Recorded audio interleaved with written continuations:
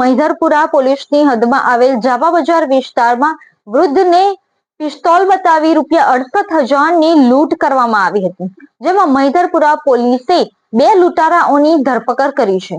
સુરતમાં ગુનેગારોને પોલીસનો કે કાયદાનો ડર રહ્યો ન હોય એમ ગુનાખોરીને દિન પ્રતિદિન વધારી રહ્યા છે. ગુનેગારો બેફામ બની એક બાદ એક અલગ અલગ ગુનાઓને અંજામ આપી રહ્યા છે.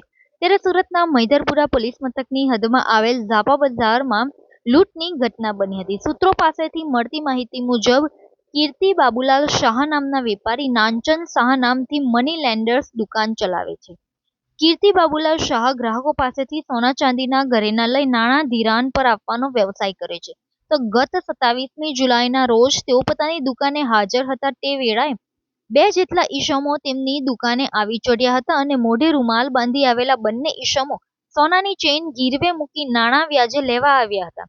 વેપારીએ સોનાની ચેન જોઈ ચકાસણી કરતા ખોટી નીકળી હતી, જેથી ખોટી સોનાની ચેન વેપારીએ પરત કરી દીધી હતી. જે બાદ 2 પૈકીના એક ઈસમ દ્વારા પોતાના પેટના ભાગે રાખેલ ઘાતક હથિયાર કાઢી વેપારીના લમણે મૂકી દીધું હતું, જ્યારે અન્ય એક ઈસમે પોતાની પાસે રહેલા પિસ્તોલ જેવું સાધન બતાવી દુકાનના ડ્રોરમાં રહેલ રોકડા ₹66,250 અને ₹2,000ની કિંમતના ચાંદીના સાંકડાની લૂંટ કરી વેપારીને ધક્કો માર્યા બાદ ફરાર થઈ ગયા હતા.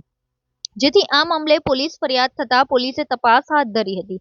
આ દરમિયાન મહિધરપુરા પોલીસે બાતમીના આધારે દિંડોલી ભેસ્તાન આવાસ ખાતે રહેતા બશીર ખાન ઇકબાલ ખાન પઠાણ અને સગરામપુરા તલાવડી વિસ્તારમાં રહેતા સમીર સબ્બીર સૈયદને ઝડપી પાડ્યા હતા. પોલીસ આરોપીઓની પૂછપરછ કરતા જાણવા મળ્યું કે હાલ ઝડપાયેલા આરોપી બશીર ખાન પઠાણ અગાઉ સુરતના ઝાપા બજાર વિસ્તારમાં જ કામ કરતો હતો, જે વિસ્તારમાં આ દુકાન આવેલી છે અને તે દુકાનમાં વૃદ્ધ વયનો વેપારી વધુ રૂપિયા લઈ બેસતો હોવાની જાણ આરોપીને હતી.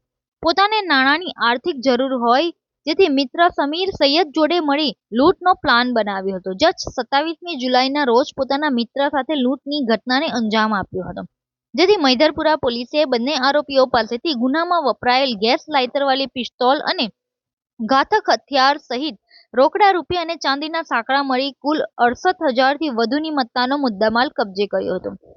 પોલીસ પૂછપરછમાં જાણવા મળ્યું કે 2 પૈકીનો એક આરોપી બશીર ખાન પઠાણ સુરતમાં નકશી કામ કરે છે, જ્યારે આરોપી સમીર સબ્બીર સૈયદ સુરતના સરદાર માર્કેટમાં હોલસેલના ભાવે શાકભાજીનો વેપાર કરે છે. પોલીસ તપાસમાં એવું પણ જાણવા મળ્યું કે 2 પૈકીનો એક આરોપી બશીર ખાન ઇકબાલ ખાન પઠાણ વર્ષ 2018માં વલસાડ પોલીસના હાથે વિદેશી દારૂની હેરાફેરી કેસમાં પણ ઝડપાઈ ચૂક્યો છે, જ્યારે આરોપી સમીર સૈયદનો ગુનાહિત ઇતિહાસ પોલીસ દ્વારા તપાસવામાં આવી રહ્યો છે. કેમેરામેન યાસીન મેમન સાથે Rashmi Rana, voice India TV.